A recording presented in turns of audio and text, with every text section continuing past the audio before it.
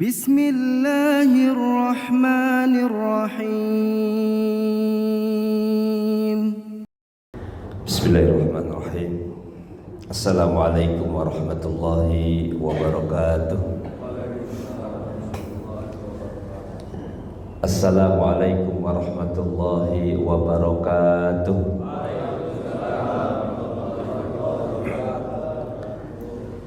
Alhamdulillahillazi bini'matihi tatimmus shalihat. Asyhadu an la ilaha illallah wa asyhadu anna Muhammadan abduhu wa rasuluh. Allahumma salli ala sayyidina Muhammadin wa ala alihi wa sahbihi wa man tabi'ahum bi ihsanin ila yaumiddin. A'udzu billahi minasy syaithanir rajim. Ya ayyuhallazina amanu taqullaha wal tanzur nafsum ma qaddamat lighad wattaqullaha innallaha khabirum bima ta'malun. Shadaqallahul azim. Yang sangat saya hormati para orang tua, semoga Allah selalu memberikan kesehatan baik lahir maupun batin. Para guru, para asatiz, jamaah rahimakumullah. Alhamdulillah, kita bersyukur kepada Allah kembali pagi ini kita dipertemukan. Kita masih bisa menggerakkan kaki, kita masih bisa menggerakkan hati kita untuk bisa melaksanakan kewajiban kita sholat subuh berjamaah di masjid yang kita cintai ini. Semoga Allah selalu memberikan kita keistiqomahan qalbu. Kenapa kita harus terus minta agar kita istiqomah? Sebagaimana ayat atau doa yang selalu kita panjatkan kepada Allah dalam setiap sholat kita. Ihdinas siratal mustaqim. Ya Allah, tunjukilah kami ke jalan yang lurus. Al-mustaqim itu seakar kata dengan al-istiqomah. Makna istiqomah sendiri itu adalah seseorang yang memiliki kualitas batin, taat asas terhadap keyakinan yang dimilikinya dan tidak pernah bergeser dari kesadarannya untuk selalu menyempurnakan taat kepada Allah Subhanahu wa taala. Bahkan para sahabat sekelas Abu Bakar Siddiq radhiyallahu anhu, beliau mengatakan bahwa istiqomah itu adalah orang yang memiliki kekuatan akidah, kokoh dalam akidah. Sahabat Umar bin Khattab mengatakan istiqomah itu adalah konsisten dalam ibadah. Sementara sahabat Utsman bin Affan, beliau mengatakan istiqomah itu adalah ikhlas dalam bermuamalah. Jadi 3 muatan istiqomah: kokoh dalam akidah, konsisten dalam ibadah, ikhlas dalam bermuamalah.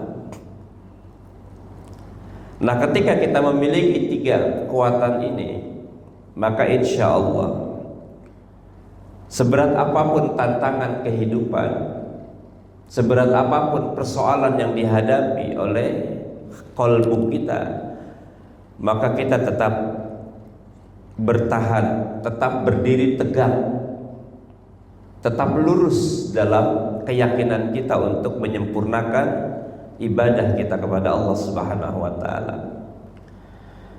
Tetapi istiqomah itu memang tidaklah sempurna sebagaimana yang dilakukan oleh Rasulullah sallallahu alaihi wasallam. Istiqomah itu berat. Kenapa? Karena konsistensi untuk tetap melaksanakan sesuatu yang diyakini di zaman kita hari ini berat sekali. Yang ringan itu istirahat. Jadi kalau istiqomah itu berat, yang ringan istirahat. Ya. Kalau istirahat ringan. Nah, di dalam aktivitas kehidupan kita, bergeraknya waktu, bertambahnya umur, Tanpa kita sadari, tidak sedikit kita menorehkan tinta hitam kemunafikan, dosa, kesalahan yang mungkin selama ini kita rasakan biasa-biasa saja. Padahal kalau sebuah kesalahan kita laksanakan terasa biasa-biasa saja, itu sebetulnya masalah. Kita berkata buruk dan kita mengatakan itu adalah hal yang biasa, itu masalah. Kita memiliki kemalasan dalam beribadah dan kita menganggap itu hal biasa, itu bermasalah.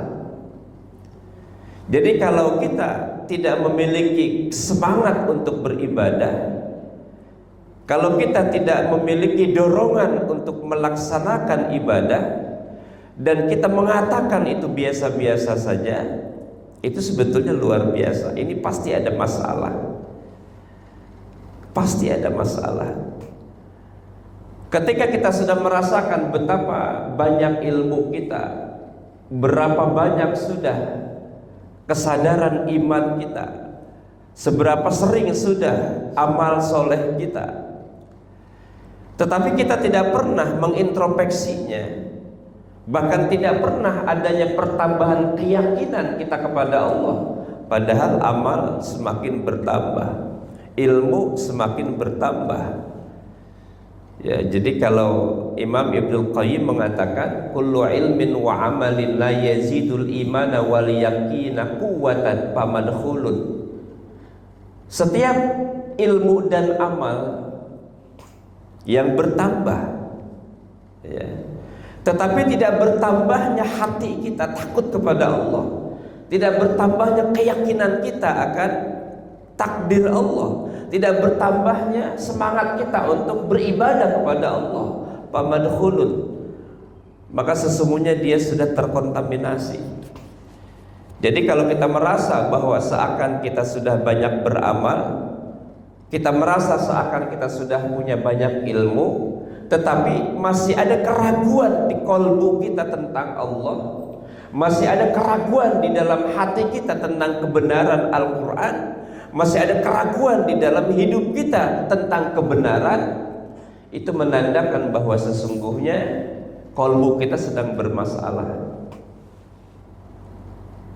Dan itu bukan persoalan yang ringan, juga tidak boleh dianggap enteng. Ini masalah, karena masalah terbesar bagi seorang mukmin, musibah terbesar bagi seorang mukmin itu adalah ketika kedekatannya kepada Allah semakin menjauh. Kedekatannya kepada Allah semakin menjauh, itu masalah. Dan kita merasa biasa-biasa saja.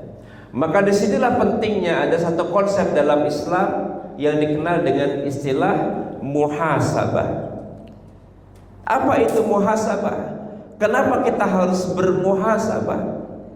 Bagaimana cara kita bermuhasabah? Dan apa untungnya kita bermuhasabah? Nah, itu yang akan kita coba urai secara sederhana pagi ini. Jamaah rahimakumullah, setiap kita ini tidak selamanya baik. Lisan kita tidak selamanya berkata benar. Telinga kita tidak selamanya mendengar sesuatu yang indah-indah. Mata kita tidak selamanya memandang sesuatu yang baik-baik. Tanpa kita sadari sering mata kita menatap yang haram, mulut kita berkata dusta dan munafik, telinga kita mendengar kalimat-kalimat yang fasik. Sikap tingkah laku kita menyebabkan orang lain terluka, dan itu adalah masalah. Maka muhasabah ini merupakan satu mata rantai untuk mendekatkan diri kita kepada Allah dengan cara mengintrospeksi diri. Muhasabatun nafs itu bahasa yang sering kita gunakan adalah introspeksi diri. Apa dalilnya muhasabah itu? Ya, para ulama mengkaitkan satu ayat dalam Al-Quran, surah Al-Hasr ayat 18. A'udzubillahi minasyaitonir rajim. Ya ayyuhallazina amanu taqullaha wal tanzur nafsum ma qaddamat lighad wattaqullah innallaha khabirum bima ta'malun. Hai orang-orang yang beriman, bertakwalah kalian kepada Allah, dan hendaklah setiap diri memperhatikan apa yang diperbuatnya untuk hari esok. Ligot, makna ligot itu diartikan oleh para ulama tafsir adalah akhirat. Jadi kita diperintahkan oleh Allah untuk memperhatikan kehidupan setelah dunia. Bertakwalah kalian kepada Allah, karena sesungguhnya Allah Maha mengetahui apa yang kita kerjakan. Nah, dari makna inilah kemudian kalimat muhasabah itu memang tidak ada dalam kata ayat ini, tetapi redaksi ayat ini memberikan kita keharusan untuk selalu mengintrospeksi diri. Hai orang-orang yang beriman, bertakwalah kepada Allah, dan hendaklah setiap diri memperhatikan apa yang sudah dipersiapkan untuk kehidupan akhirat itu. Jadi kita mengintrospeksi, mengevaluasi tentang keadaan hati kita, tentang keadaan ibadah kita, tentang keadaan muamalah kita, tentang keadaan pekerjaan kita, tentang keadaan amal soleh kita, tentang keadaan ilmu kita, tentang keadaan ibadah kita.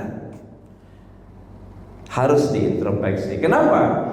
Kata Umar bin Khattab, sahabat Rasulullah, beliau mengatakan, hasibu anfusakum qabla an tuhasabu. Hisablah diri kalian, perhitungkan diri kalian sebelum kalian diperhitungkan. Jadi makna muhasabah secara umum itu adalah memperhitungkan diri sendiri, memperhitungkan tentang efektivitas waktu yang selama ini sudah Allah berikan untuk kita. Seberapa banyak waktu yang kita berikan Allah, dan seberapa banyak juga kita melaksanakan taat dalam dimensi waktu itu. Ada 4 waktu dan ada 4 kewajiban yang harus kita laksanakan. Yang pertama adalah waktu ketika Allah berikan kita kenikmatan. Alhamdulillah sampai detik pagi ini Allah masih terus berikan kita kenikmatan. Amin. Yang pertama nikmatul wujud, nikmat hidup. Yang kedua nikmatul insan, nikmat kemanusiaan. Yang ketiga nikmatul akal, kenikmatan mendapatkan akal. Dan yang keempat adalah nikmatul hidayah, kenikmatan yang sangat mahal harganya, yaitu nikmat hidayah. Nah, dalam kenikmatan ini apa yang harus kita lakukan? Apa yang wajib kita kerjakan? Yang wajib kita kerjakan saat mendapatkan nikmat itu adalah bersyukur. Ya, la in syakartum la azidannakum wa la in kafartum inna azabi lasadid. Jadi kalau kita bersyukur, kata Allah, maka Allah tambah nikmat. Tambah nikmat. Ya. Dan kita sadar betul bahwa kenikmatan terus mengalir dalam hidup kita. Kita masih bisa bergerak, masih bisa berjalan, masih bisa melihat, masih bisa mendengar, masih bisa berkata-kata. Itu nikmat luar biasa, yang kadang kita lupa bahwa kita punya kenikmatan memandang. Berapa banyak keindahan dapat kita lihat, itu kenikmatan luar biasa. Sangat ingin orang yang tidak bisa melihat ingin melihat. Makanya mereka berusaha untuk menyembuhkan matanya agar bisa melihat. Sangat ingin orang yang tidak bisa mendengar ingin mendengar. Nah, kita sudah diberikan pendengaran, sudah diberikan penglihatan. Tetapi kadang-kadang tanpa kita sadar, justru penglihatan itu bukan untuk mendekatkan diri kita kepada Allah, tapi penglihatan itu justru untuk memperlihatkan kepongahan diri kita di hadapan Allah. Dengan mata kita menatap yang haram, dengan mulut kita berkata-kata dusta, kebohongan, kecurangan. Dengan telinga kita hanya mendengar masukan-masukan yang hanya memuaskan hawa nafsu kita. Padahal innas sam'a wal basara wal fu'ad kullu ulaika kana anhu mas'ula.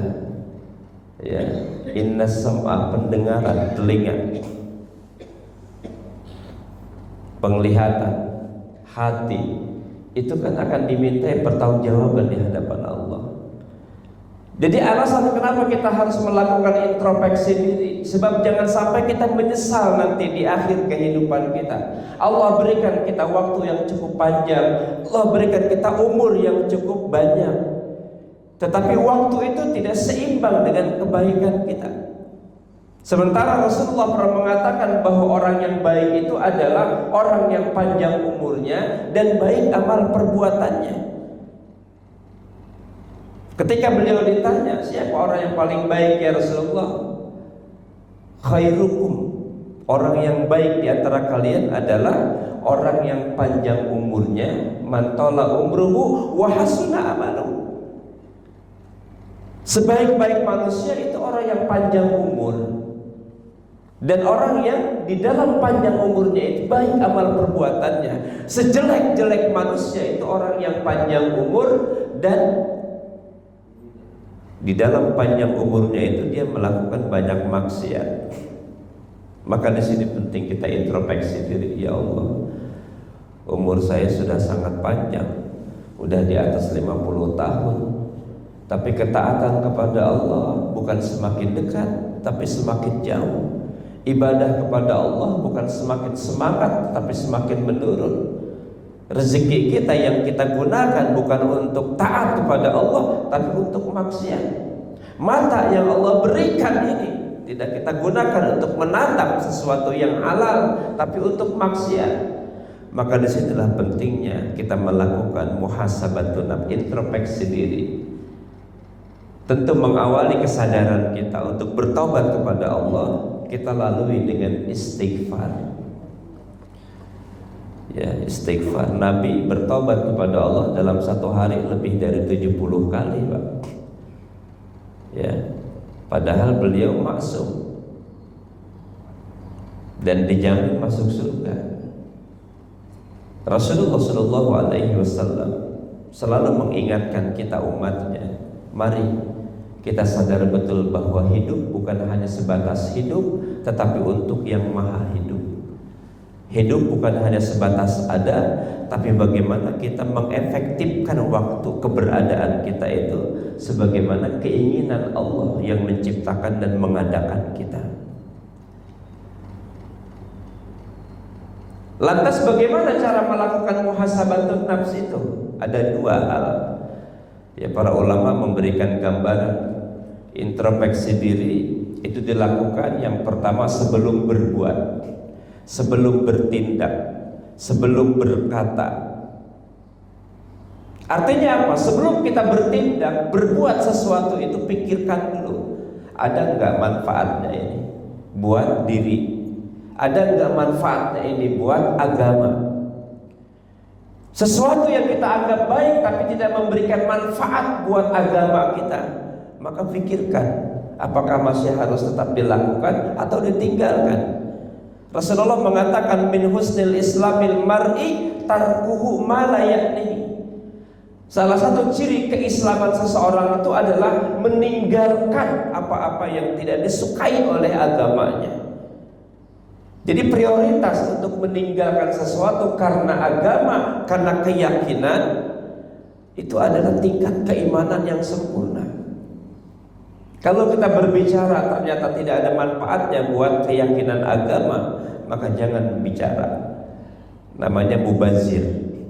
Kalau kita berikhtiar mengerjakan sesuatu tidak ada nilai manfaatnya buat keyakinan kita, maka jangan dilakukan. Nah, kita kan selama ini melakukan sesuatu itu tidak ada asalnya, tidak ada bekasnya untuk keyakinan agama kita.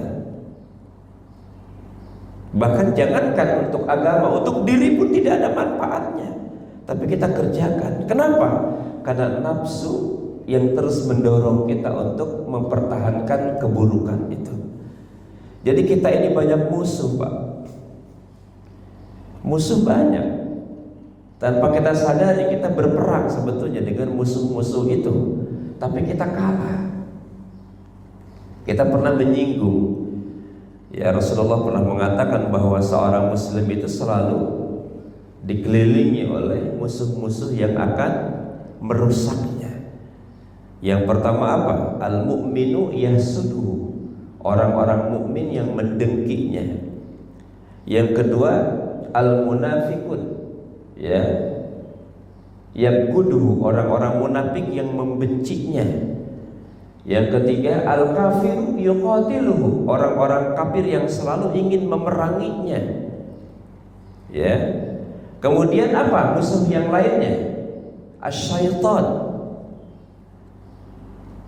Yudilluhu, setan yang selalu menyesatkannya. Dan musuh yang tidak nampak tapi ada, yaitu hawa nafsu, yang selalu mendorong kita untuk berbuat perkara-perkara yang buruk. Nafsu, Pak. Jadi kalau kita tidak bentengi diri kita ini dengan iman, di zaman kita hari ini, Masya Allah, luar biasa.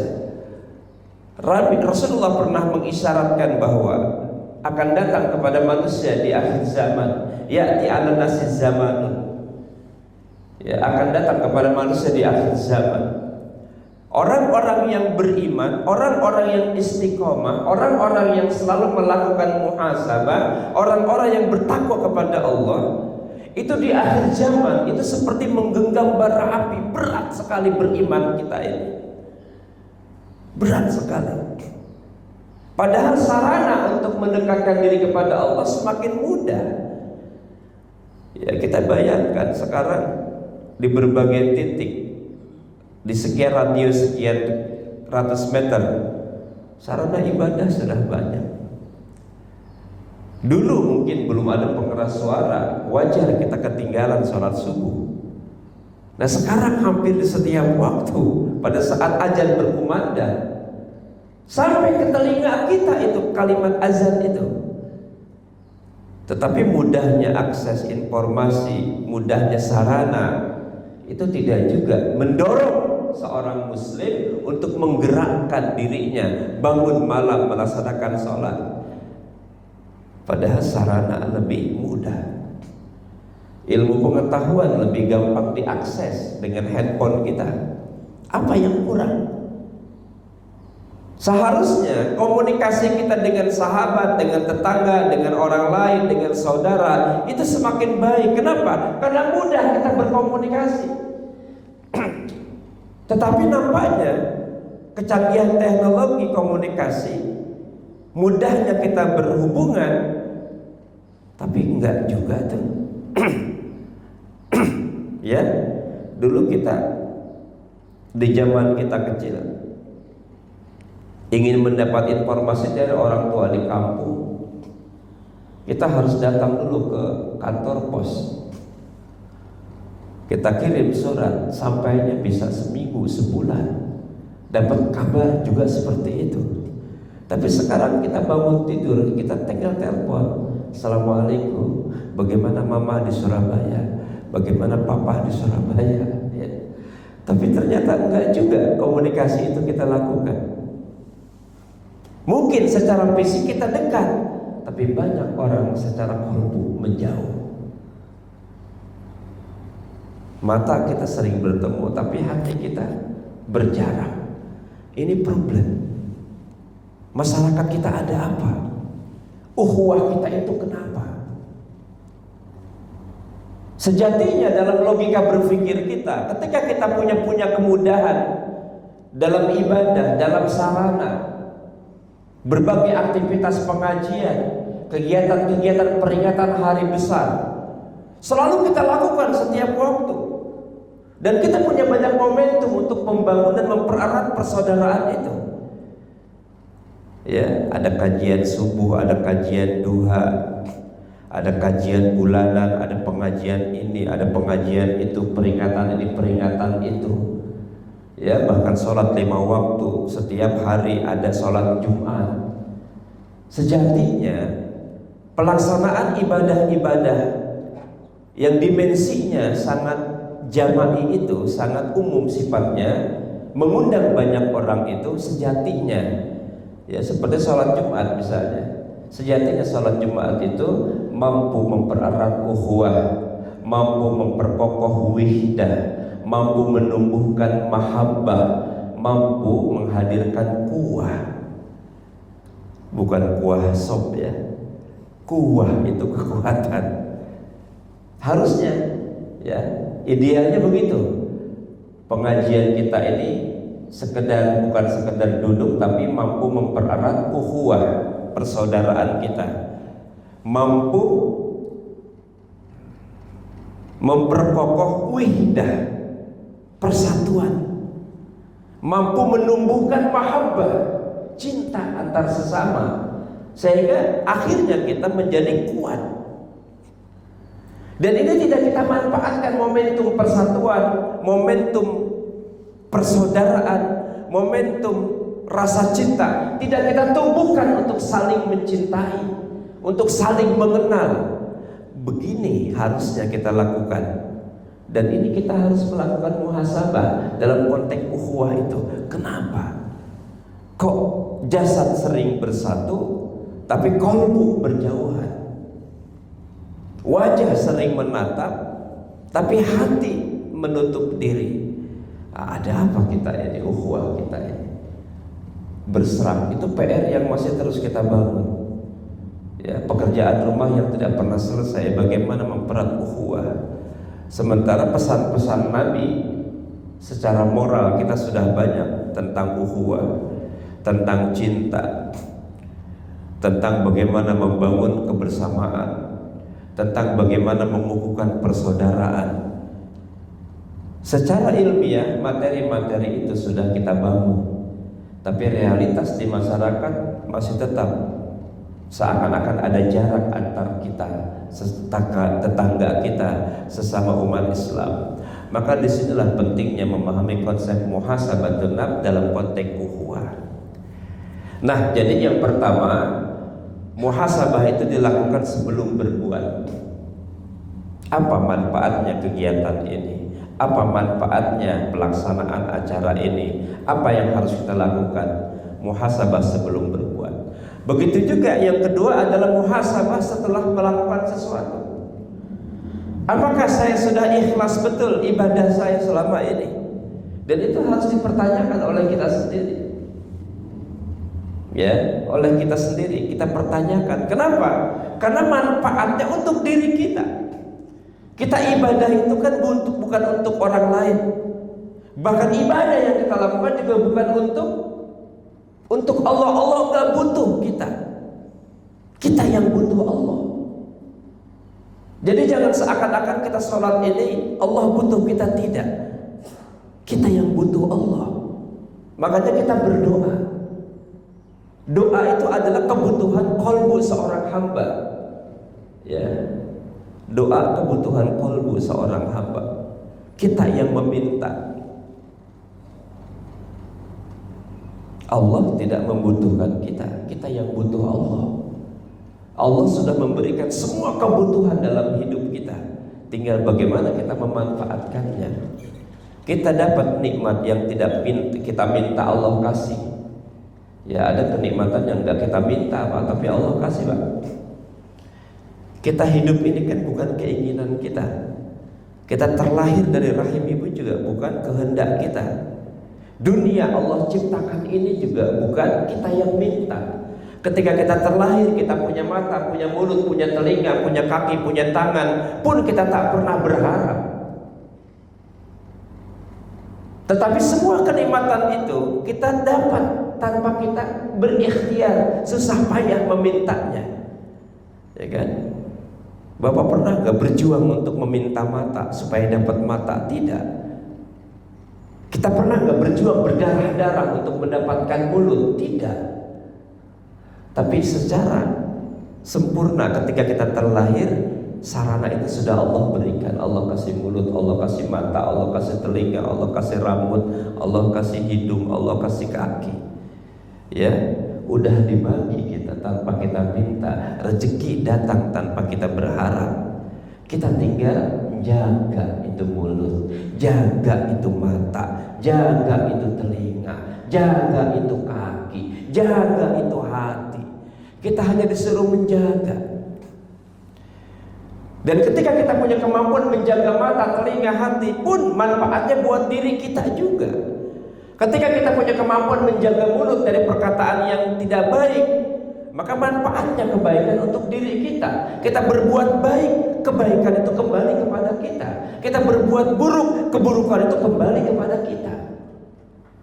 Jadi sebetulnya hanya untuk kita, buat kita, oleh kita. Allah sudah persiapkan itu. Kenikmatan yang tanpa kita minta Allah berikan. Dan ada kenikmatan yang harus kita minta setiap hari. Kenikmatan apa? Bahagia, sejahtera, perasaan nyaman, keistiqomahan qalbu. Ya, ihdinas siratal mustaqim. Setiap hari kita minta agar kita berada di jalan yang lurus. Tujuannya apa? Untuk mengkondisikan qalbu kita agar jangan melenceng. Ya, Imam Ar-Raghib Al-Asfahani mengartikan istiqomah itu jalan lurus. Nah, pertanyaannya kemudian, ketika kita minta kepada Allah dengan makna ihdinas siratal mustaqim, ya Allah, tunjukilah kami ke jalan yang lurus, tunjukilah kami jalan yang istiqomah. Kalimat lanjutannya adalah siratal ladzina an'amta alaihim, jalan orang-orang yang Engkau beri nikmat atas mereka. Kita ya diminta oleh Allah ketika berdoa agar berada di jalan yang lurus seperti jalannya orang-orang yang diberikan nikmat. Siapa? An'amta alaihim itu siapa? Yang diberikan nikmat oleh Allah agar kita mengikuti jejak mereka. Di dalam ayat lain ditafsirkan bahwa kalimat an'amta alaihim itu adalah para nabi, para nabiyin, para siddiqin, para syuhada, para solihin. Mereka adalah yang diberi nikmat iman, Islam, hidup. Para nabi, para solihin, para siddiqin, dan para syuhada. Artinya kita harus mengikuti jejak mereka. Untuk tetap lurus qalbu kita, ikutin nabi. Untuk agak lurus qalbu kita, ikutin para syuhada. Agak lurus hidup kita, ikutin orang-orang yang siddiqin, orang-orang yang jujur dalam beragama, dan orang-orang yang salihin, orang-orang yang soleh dalam beribadah. Jadi doa itu tidak sampai pada keinginan jalan lurus, tapi kalau kita ingin lurus, seakan Allah ingin mengatakan, ikutin Nabi Muhammad, ikutin para salihin, para siddiqin, para syuhada, mereka yang jalannya lurus. Ini adalah dorongan motivasi agar kita belajar sebetulnya. Sebab doa tidak hanya ungkapan lisan, keindahan kata, tapi kita tidak ekspresikan dalam bentuk pencarian kita akan kebenaran. Tujuannya apa? Mencari kebenaran melalui risalah Nabi, melalui para syuhada. Itu intinya sebetulnya. Jadi kalau kita mau istiqomah, terus jangan pernah bosan untuk mempelajari sirah nabawiyah, ya, bagaimana akhlak Nabi, bagaimana Rasulullah berkeluarga, bagaimana Rasulullah menentukan keputusan. Belajar terus belajar. Ya, jangan setahun sekali kita mendengar tentang sejarah Nabi, setahun sekali. Itu pun pada saat peringatan Maulid. Setiap hari, setiap detik, karena kebutuhan ilmu itu setiap waktu. Ini muhasabah penting. Belum lagi kita melakukan muhasabah introspeksi dalam ibadah kita. Ya, kata Imam Hasan Al-Basri, muhasabah yang paling mendasar itu adalah terkait tentang hubungan kita dengan Allah, hablum minallah, baru kemudian hablum minan nas. Bagaimana hubungan kita dengan Allah melalui berbagai rangkaian ibadah yang diperintahkan kepada kita. Introspeksi diri. Bagaimana hubungan kita dengan manusia? Disitulah bagaimana kita membangun jaringan. Ya, hablum minan nas, hablum minallahnya harus bagus dulu, baru kemudian hablum minan nas. Walaupun ada orang yang hablum minallahnya kelihatan bagus, tapi hablum minan nasnya rusak. Ya, rajin sholat ke masjid, tapi tetangga berantem terus. Rajin berjamaah, tetapi orang di sekitarnya nggak pernah akur. Ya, Padahal sholat itu mampu mencegah perbuatan keji dan munkar. Jadi aneh juga ini ya. Aneh juga ini teman. Kok rajin ibadah, rajin sholat berjamaah luar biasa, tetapi dengan tetangga sekitarnya tidak saling bertanya. Makanya ada satu riwayat menarik. Ya, Anas bin Malik bercerita tentang beberapa orang tamu yang datang mengunjungi Rasulullah. Ya, tamu itu dari Bahrain, diceritakan dalam satu riwayat. Rasulullah kedatangan tamu dari orang-orang Bahrain. Ketika tamu itu datang, Rasulullah meminta sahabatnya untuk dibawakan air wudhu.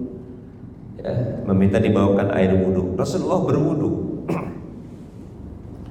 Ketika selesai berwudhu, rupanya ada tersisa air wudhu itu, ya, entah di kulah atau di baskom itu. Nah, tamu-tamu itu kemudian berebut kepengen minum tempat air bekas Rasulullah berwudhu. Mereka minum, ya. Dan ada percikan air yang terjatuh ke tanah. Mereka ambil, mereka letakkan tangannya, kemudian diusap kepalanya, di mukanya, diusap badannya. Rasulullah melihat kaget, apa yang kalian lakukan ini? Ya, kami melakukan karena cinta kami ya Rasulullah kepada Anda, supaya dengan mencintaimu Allah mencintai kami. Ya, apa kata Rasulullah? Jika kalian ingin Allah mencintai kalian, jika kalian ingin Rasulullah mencintai kalian, maka jangan pernah melupakan 3 hal. Yang pertama apa? Ya, Rasulullah katakan, yang pertama adalah berkata yang benar. Jangan bohong, jangan memperbanyak ucapan-ucapan yang menimbulkan keraguan. Jadi jujur dalam berkata, kata Nabi. Itu ajaran Nabi itu. Bukan sekedar mengkultuskan fisiknya, tapi ajarannya. Yang kedua apa kata Rasulullah? Jika kalian ingin Allah senang kepada kalian, jika kalian ingin Rasul senang kepada kalian, maka selain jujur dalam berkata, yang kedua amanah, menjaga amanah. Ya, kita ini kan diamanahkan dalam hidup ini sebagai khalifah, wakil Allah di muka bumi ini, sebagai pribadi, sebagai orang tua, sebagai karyawan, sebagai bagian dari kekuasaan, itu kan amanah. Dan yang ketiga kata Rasulullah, jika kalian Allah ingin senang kepada kalian, maka ya berbuat baiklah kepada tetangga, akur. Jadi aneh bin ajaib kalau kita sering melaksanakan kegiatan yang tujuannya untuk membangun mahabbah kepada Nabi, tapi ajaran-ajaran Nabi kita tinggalkan. Disinilah pentingnya muhasabah. Kenapa kok jadi seperti ini? Jamaah rahimakumullah, ini terlihat di luar sudah terang nampaknya. Kelamaan kayaknya saya ngomong nih. Ya, mohon maaf ini kalau terlalu panjang ceramahnya. Saya doakan semoga para orang tua selalu diberikan kesehatan. Kita semuanya masih bisa silaturahim pagi ini. Syukurilah itu, sebab besok bukan waktu kita. Kita cuma ada waktu hari ini. Ya, kita cuma hidup 3 hari. Kemarin, sekarang, dan besok. Kemarin waktu yang sudah tidak kembali, hari ini waktu yang sedang kita jalani, dan besok waktu yang tidak bisa kita ketahui. Maka beruntunglah jika hari ini kita masih bisa bersama membangun pilar-pilar ukhuwah, dan mudah-mudahan tumbuh di dalam kalbu kita mahabbah, saling mencintai karena Allah Subhanahu wa taala. Jamaah rahimakumullah, demikian yang saya sampaikan, mudah-mudahan bermanfaat. Mari sama-sama kita tutup dengan doa. Semoga doa kita diijabah oleh Allah Subhanahu wa taala. Amin ya Allah ya arhamar rahimin. Bismillahirrahmanirrahim. Alhamdulillahirabbil alamin, hamdan yuwafi ni'amahu wa yukafi'u mazidah. Ya Rabbana lakal hamdu kama yanbaghi li jalali wajhikal karim wa ajimi sultanik. Allahumma arinal haqqa haqqa warzuqna ittiba'ah وأرنا الباطل باطلا وارزقنا اجتنابه ربنا ظلمنا أنفسنا وإن لم تغفر لنا وترحمنا لنكونن من الخاسرين ربنا هب لنا من أزواجنا وذرياتنا قرة أعين واجعلنا للمتقين إماما ربنا آتنا في الدنيا حسنة وفي الآخرة حسنة وقنا عذاب النار. Ma'asyiral muslimin, mohon maaf atas segala kekurangan dan kehilafan. Subhanaka Allahumma wa bihamdik asyhadu an la ilaha illa anta astaghfiruka wa atubu ilaik. Assalamualaikum warahmatullahi wabarakatuh. فبأي آلاء ربكما تكذبان